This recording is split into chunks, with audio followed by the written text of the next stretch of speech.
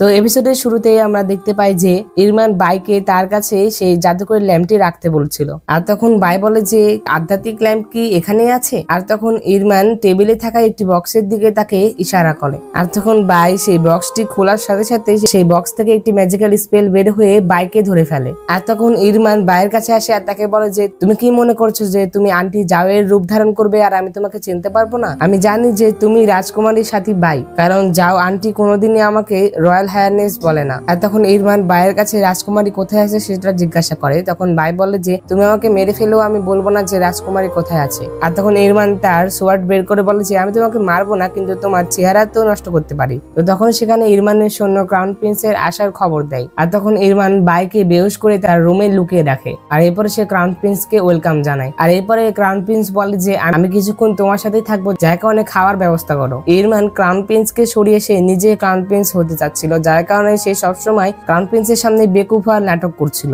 যেটাতে crown Prince যেন তার উপরে ডাউট না করে। অন্যদিকে রাজকুমারী অনেকক্ষণ ধরে বাইয়ের অপেক্ষা করছিল, কিন্তু যখন বাই আসে না তখন রাজকুমারী নিজেই ইরমানের প্যালেসের দিকে চলে যায়। আর অন্যদিকে আমরা দেখতে পাই সোয়ান জিচাং এর সাথে দেখা করতে গিয়েছিল। তখন জিচাং সোয়ানকে বলে যে তোমার মা নাকি তোমাকে অনেক সময় ধরে হাত করেনি। আর তখন সোয়ান বলে যে টাইমের সাথে সাথে চেঞ্জ হয়ে যাবে, সমস্যা নেই, আর তুমি তোমার বাবার সাথে এত রুডলি ব্যবহার করো না, তিনি তোমার জন্য অনেক বেশি চিন্তা করেন, আর তিনি গঞ্জিচির পেন্টিং দিয়েই তোমার চোখ ঠিক করেছিল। আর তখন জিচাং বলে যে আমার চোখ অন্ধ হওয়ার কারণও তিনিই ছিলেন। আর এই কথা শুনে সোয়ান চুপ হয়ে যায়। আর অন্যদিকে রাজকুমারী ইরমানের প্যালেসে এসেছিল, আর সে ইরমানের রুমে দেখছিল যে ক্রাউন প্রিন্স ড্রিঙ্কস করছিল।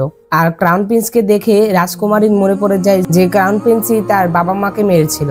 আর তখন ক্রাউন প্রিন্সও রাজকুমারীকে দেখে ফেলে, যেটাতে সে তার পিছু করতে লাগে। আর তখন ক্রাউন প্রিন্স রাজকুমারীর দিকে একটা তীর ছুড়ে, আর যেটাতে ইরমান রাজকুমারীকে বাঁচিয়ে নেয়। আর তখন রাজকুমারী ইরমানের কাছে জাদুকরি অর্থাৎ আধ্যাত্মিক সেই ল্যাম্পের কথা জিজ্ঞাসা করলে ইরমান তাকে চুপ থাকতে বলে। আর তখন ক্রাউন প্রিন্স ইরমানের দিকে আসছিল, যেটা কারণে সে রাজকুমারীকে সেখান থেকে পাঠিয়ে দেয় আর তার একটি সৈন্যের সাথে লড়াই করতে শুরু করে। আর ইরমান সেই সৈন্যটিকে মেরেও ফেলে, যেটাতে ক্রাউন প্রিন্স তার উপরে সন্দেহ না করে। আর তখন ক্রাউন প্রিন্স ইরমানকে এই বিষয়ে জিজ্ঞাসা করলে ইরমান বলে যে আমি ক্যাসিনোতে বেট লাগিয়ে অনেক টাকা জিতেছিলাম, যেটাতে মনে হয় তাদেরই কোনো একজন লোক হয়তো বা সেটি নিতে এসেছে।